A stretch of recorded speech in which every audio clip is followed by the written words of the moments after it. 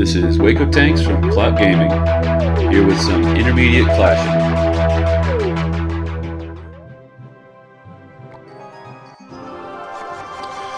Yeah, so today I just wanted to show a couple of rounds where I'm playing against, people that have slightly higher level cards or crown tower than me. I want to give you some insight into sort of how I think about such games. So obviously, if someone has the same crown tower level as you, you can't really tell if they're gonna have higher level cards or not. And the level 3 legendary is not out of the ordinary at low 4K trophies. When I see level 3 legendary and a level 6 epic, I'm thinking, okay, I might be slightly outclassed. I've got level 12 ice spirits, so it's not like I'm not also high level cards here. But then when I see also level 10 rares, I'm thinking, okay, I need to be really careful. This person's got higher level cards than me. Now, when I'm looking at a situation like this, what I tend to think, and I don't know if this is wishful thinking or not, but if somebody has higher level cards than me and they're at my trophy levels, and we're playing a regular game, they're not just dropping for clan chest or something, then probably I'm slightly more skilled. And the only thing that the higher level cards really mean is that if I make a mistake, that mistake will be a lot more punished. Now you saw that I got that hog in there, which is already indicating to me this opponent is not quite sure what they're doing. You should never let a hog just walk into your house like that. That's not a good idea. I guess strategy-wise here, I'm just trying to stay slightly above water at this point, because I know I've got a huge advantage on that left tower. So I'm playing conservatively. I'm not trying to stop his goblin gang push. I'm just trying to keep it from doing too much damage. That's another thing. I read this on a Reddit post. When you're playing in a match where you're down, in card or crown tower levels or whatever, it's a good idea to use your HP as a resource. I mean, that's always a good idea, but to really be cognizant of, is it more effective for me to just gain a little bit of elixir advantage and let this push do a little bit of damage rather than overspend to completely stop the push, because then the next push is just going to be harder. I guess that's a general principle. I just think of it more when I'm playing against people that are above my level. Now you saw, the thing he did there where he stacked his goblin gang with his princess. You never want to stack multiple loggable things when you know your opponent has log at the ready. I've got 3 things that just got hit by log there, but they weren't, killed by log. So you just want to be really careful about stacking loggable troops when you're going up against log. Now here, I knew that this hog push was not great, but I figured it would be enough. So I know I didn't talk much about the actual tactics, but a lot about the psychology about, sort of going up against someone that's higher level than you. And here's another round like that. So this guy has a crown tower level 12, so I immediately know that in some very concrete sense, this person has higher level than me. He starts off with the lure the hog to the king tower tornado, and he's already playing pretty quickly and aggressively. Now because his tower was locked onto my hog, my skeleton's got a little bit of damage there.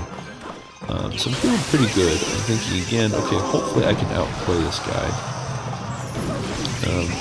Alright, man. Ewiz, just personally, is one of those cards that I personally just shudder when I see Ewiz, mainly because it's the only card I don't have. Okay, now you saw a nice skeleton surround there to stop the Ewiz.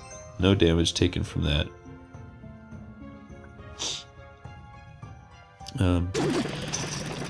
Here, I see he's just rushing with a naked miner, and that's not a really good idea. I mean, he had enough elixir to support the push. I don't know if he's just trying to shuffle, or if he's trying to get some chip damage. Now here's a trick, and again, this is something I heard on Reddit. If you put your hog behind an ice golem, for whatever reason, I don't know if it has to do with the bumping mechanics between adjacent troops, but the hog won't get pulled to the center of the tornado as quickly. So that's something, and you'll see me do that multiple times here. So now he's got his executioner ready. I haven't seen the executioner yet at this point. Oh, this is another play I really love. Just throwing an Ice Spirit for no reason, just to shuffle. If they don't answer it, that's 100 some odd HP. You can take off their tower. Surround the miner, and luckily that executioner's taken out. But then see this log just crushing everything. Okay, look, see how the hog is staying close to the ice golem. He doesn't quite get pulled around so much. Now I'm just hoping for one hit from the hog. I don't quite get it. And look, right after using my log, here comes two things that would suffer from log damage. So I have to fireball a princess. That's a low moment. After fireballing a princess, then I use an ice spirit, or an ice golem to tank an ice spirit. And I'm really feeling like, okay, now I'm kind of, maybe he's got my number. But even if you're not totally ahead, you've got to just keep pushing forward when you're playing against someone with the higher level. You see, I'm really just fireball chipping at this point. Skellies take out the princess, and again I do the ice golem to prevent the tornado from doing maximum luring to my hog. That was lucky with his ice spirit placement that it got delayed because of that execution. Now I'm feeling pretty confident because I know I can just log fireball for the win. I again do the same trick, but here the tornado's on my side, which is a little different. Now all I have to do is get in one more fireball in this game. This was a really strange deck, and I think he played it really strangely, but again, just keeping that positive outlook and thinking, okay, if they're higher level than me and playing against me legitimately, I'm probably a better player, or at least I can be for this round. So I hope that helps you. You can choose to get discouraged when you see a higher level player, or you can just try to win. Oh, bonus chest opening, free chest opening. Whee! Let's go crazy. Rocket and Goblin Gang, no way! Alright, so I wanted to add one more video just playing against someone that's higher Crown Tower. This one I had really lucky card rotation, and my opponent's deck just never seemed to be in the right cycle. And I'm not sure if he played optimally or not, but I really played well.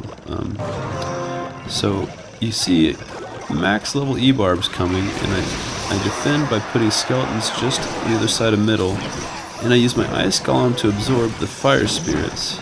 And look at the placement of that musketeer. The musketeer's there so that if something comes down the other lane, I can distract it with a cannon, and the musketeer is doing multiple defensive tours of duty. I don't know how you call it.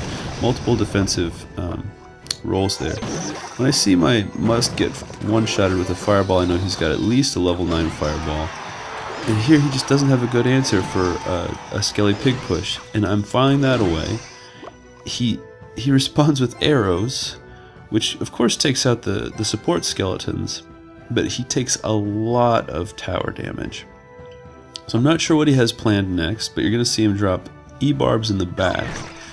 Now when you drop something in the back, that's because you're supporting a big tanky push, but E-barbs move kind of too quickly to generate a whole lot of extra elixir. Again, I use the Ice Golem to tank the Ice Spirits.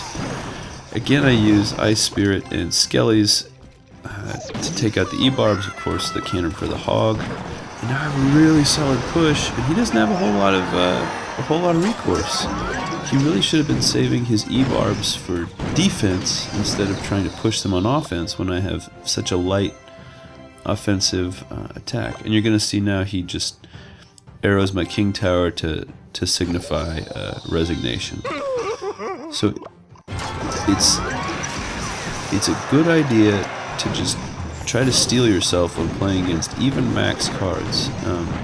I don't think this guy played exceptionally poorly. I think I had a really nice card rotation, and his few misplays were really too much.